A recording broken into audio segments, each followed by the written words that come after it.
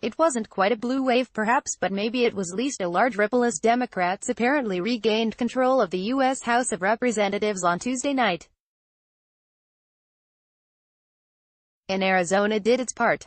Democrat Ann Kirkpatrick won Congressional District 2, a seat that was held by Republican Senate candidate Martha McSally. That now gives Democrats a 5-4 lead in the Arizona congressional delegation as the Associated Press declared Democratic incumbent Tom O'Halloran the winner in Congressional District 1, Wednesday morning. According to the Secretary of State's website, O'Halloran had 111,854 votes, 53%, to Republican Wendy Rogers' 97,929 votes, 47%. The Associated Press also said incumbent Democrats Raul Grijalva, CD3, and Ruben Gallego, unopposed in CD7, would return to Congress, and Democrat Greg Stanton, the former Phoenix mayor, won the CD9 seat. Republican incumbents Paul Gosar, CD4, Andy Biggs, CD5, and David E. Schweikert, CD6, were also easy winners.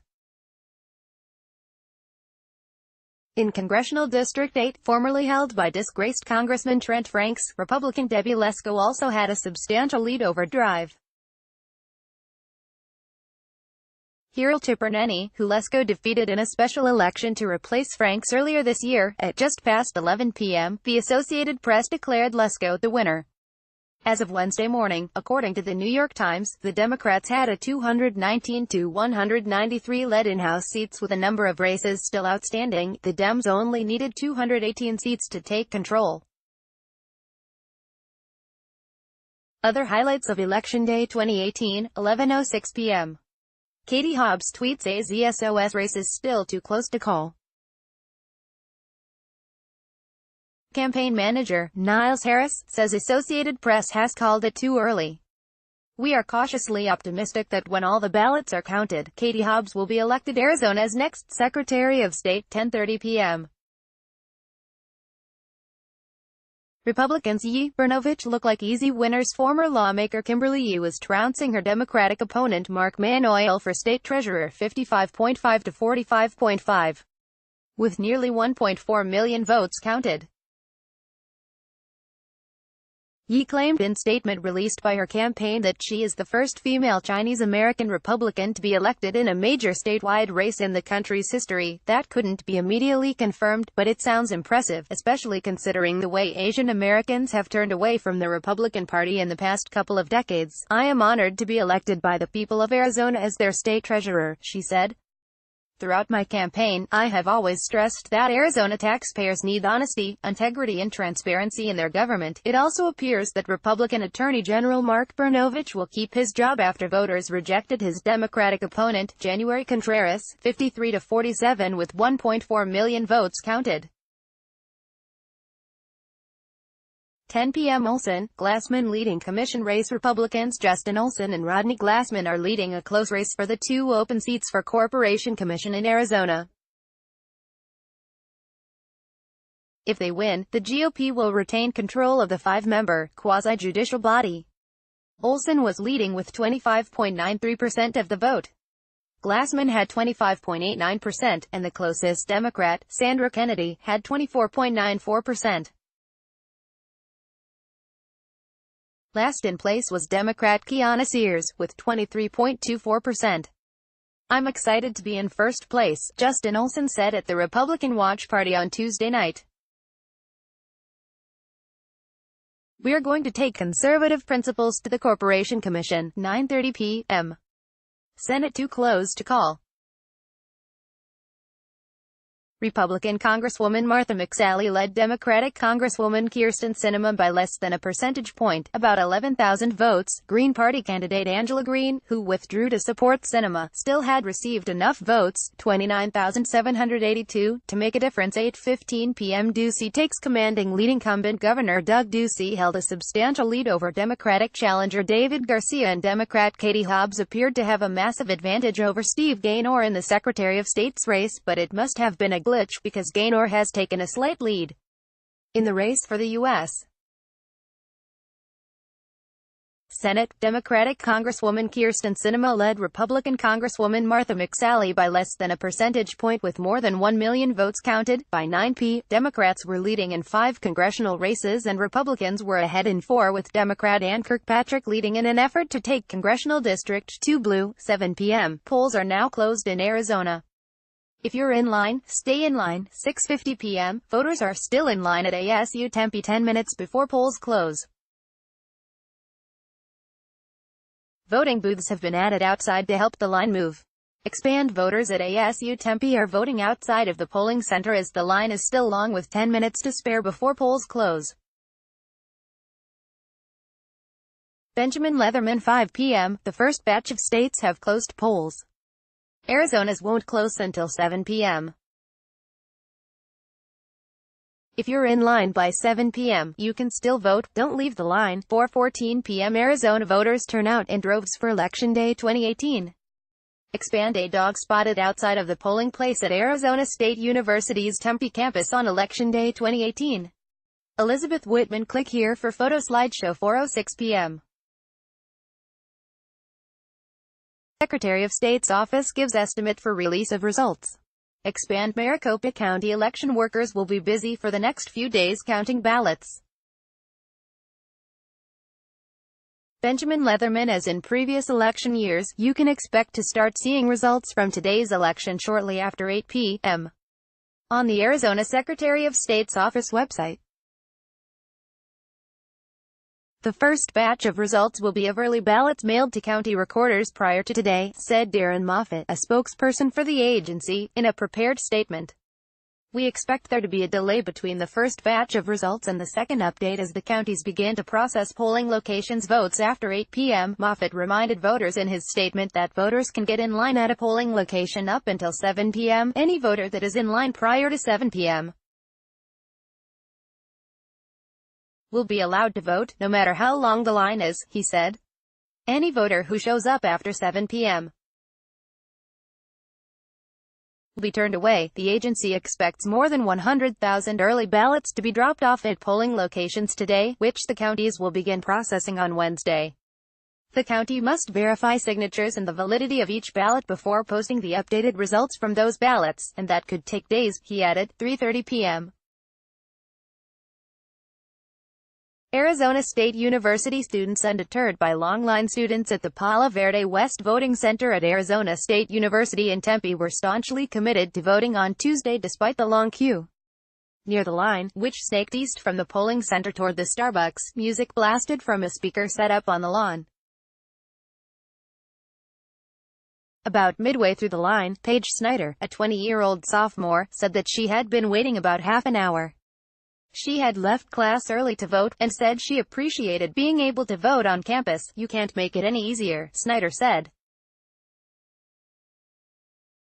She estimated that she had done 15 to 30 minutes of research into candidates and propositions prior to coming to vote. Next to her stood Indigo Harmon, a 21-year-old senior. I am making my voice heard so that we can put our world back into better order, Harmon said. She added that she wasn't surprised by the long lines. I'd be doing homework right now, but I'm here. I kind of expected this. Both students were quick to point out that even though the line was long, various organizations had been handing out free snacks and voter guides. Both also said that the county had taken a while to send voter registration information in the mail. Neither had met any of the Democratic candidates who were visiting that afternoon. Scroll down to see interviews with those candidates. Other students said that their teachers were accommodating when it came to making sure students voted. They wouldn't penalize students for being late to class if they were voting, said Ishai Thomas, a 21-year-old junior studying English linguistics and Spanish. Thomas, who wants to become a teacher, said she was strongly against Proposition 305, a ballot measure to expand a controversial school voucher program. She said that she had spent her time in line chatting with friends and others waiting in line, and using her phone to research what was on the ballot. 2:59 p.m. Maricopa County Recorder says all early ballots are now in the House. 691,000 ballots have gone through our central count so far this election. Those are all early ballots that were mailed in. Vote totals on those 691K ballots will be reported at 8 p.m. tonight. See our interview with Bill Pierce, Democratic candidate for Arizona Mine Inspector, 1:30 p.m. Election Day interview with Katie Hobbs, Democratic candidate for Secretary of State. Hobbs was among other Democratic candidates who held a rally today at Arizona State University in Tempe, 1:15 p.m. Election Day interview with Kathy Hoffman, Democratic Superintendent candidate. I'm feeling incredibly excited and maybe a little bit nervous, but overall very excited, said Kathy Hoffman, Democratic candidate for Arizona Superintendent of Schools. A first-time candidate, Hoffman said that she expects to win. A recent poll showed a close contest, but the superintendent's race is probably one of the best opportunities for Arizona Democrats to pick off a Republican-held statewide office. Incumbent Diane Douglas lost in her primary election in August. Hoffman, a 32-year-old speech therapist, said that voters are looking for a superintendent who will support a high-quality public education system. And she disapproves of the way her Republican opponent, former California Congressman Frank Riggs, has conducted himself, especially in light of Riggs' habit of picking fights online. You have to have the right temperament and energy and passion, and to not be already starting fights with people on Twitter, Hoffman said.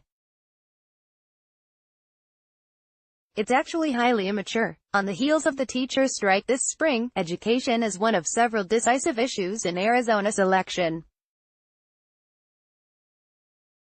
If proved on Tuesday, the referendum would expand a controversial voucher-like program for Arizona students.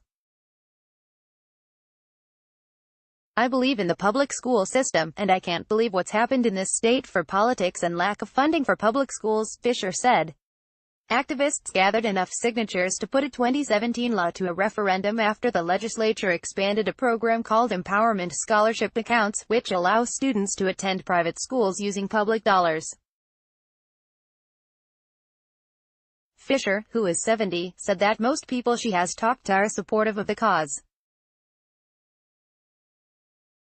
A no vote means, fix what's broken before we go on, Fisher said. And we have to have transparency, 1:07 p.m. Pizza, even better than a sticker-free pizza. Slices were waiting for voters in line at the polling station at Faith Lutheran Church, 12:28 p.m. Turnout. On a midday update, Maricopa County Recorder Adrian Fontes said 127,291 voters in the county have cast ballots as of 11:50 a.m. Fontes also said the county experienced a system-wide slowdown minutes before noon. He said this system went offline for a total of 5 minutes. State officials have counted about 1.63 million early ballots for Arizona voters, or about 75% of estimates, according to analyst Garrett Archer. About 41% of those voters are Republicans, 34% are Democrats, and 24% are independents. The average age of those voters is 61. At Secretary Reagan early ballot update for Election Day, 1.63 million. 75% to 76% est parties, GOP 41.2%, Dem 34%, OTH 24.1%, 7.2 are. Women are estimated at 51.3% of the electorate. Median age hold at 61, average down to 57.9. https://t.co/04jnhqpf4, the As Data Guru, at Garrett Archer. In November 6, 2018, 12 p.m. lines are growing at a polling center at Arizona State University in Tempe. Cami Jetta, a communications assistant with Next Gen America, estimated the line to be anywhere from 70 to 100 people, the vast majority of them students.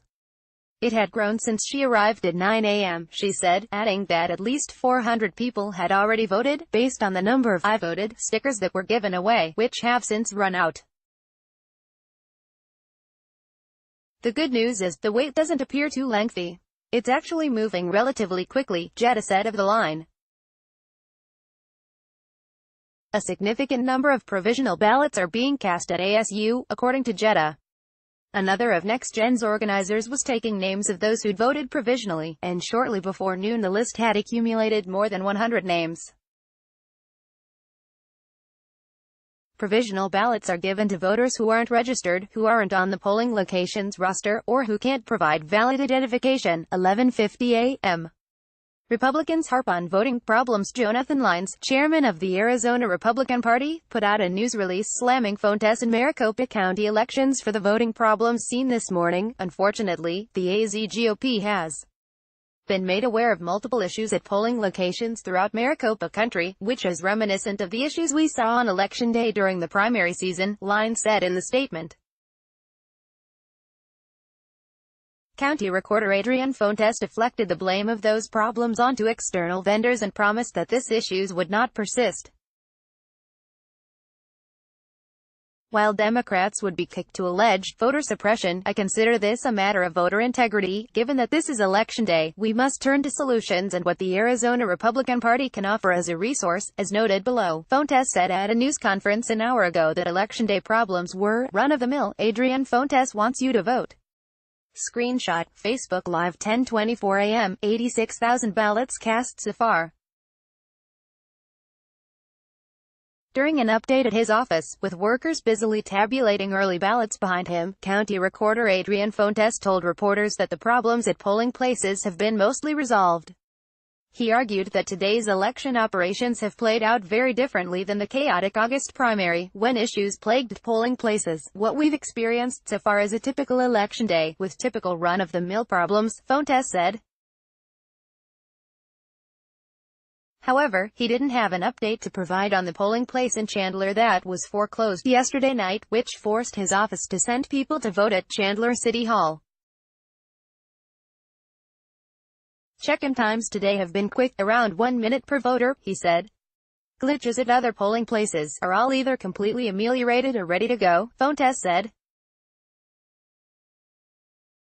As for turnout, Fontes said that the election is looking more like a presidential election in terms of the number of ballots cast. Over 86,000 votes have been cast as of 9:50 a.m. today, a figure that doesn't include early votes or ballots that were turned in late. That's an amazing turnout so far, Fontes said. He compared Tuesday's turnout to the 2016 election, when there were about 350,000 ballots cast over the course of the entire day. Fontes reminded voters, and we, too, will remind you, that as long as you are in line to vote at your polling place when the clock strikes 7 p.m., you can still cast your ballot. 9:52 a.m. The AZSOS site is back up. That's how you fix a problem. 9:43 a.m. The Arizona Secretary of State website is down. The one-day people will be on the site. It is down.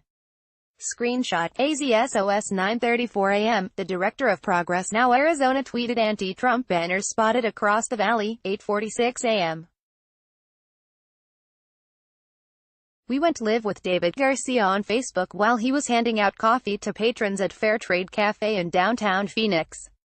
8:46 a.m. Fontes reports the Chandler location is back online. Update, polling location will remain at Golf Academy of America at 2031 North Arizona Avenue. We now have access to the building and are getting power turned on now. Adrian Fontes, at Recorder Fontes, in November 6, 2018 8 a.m.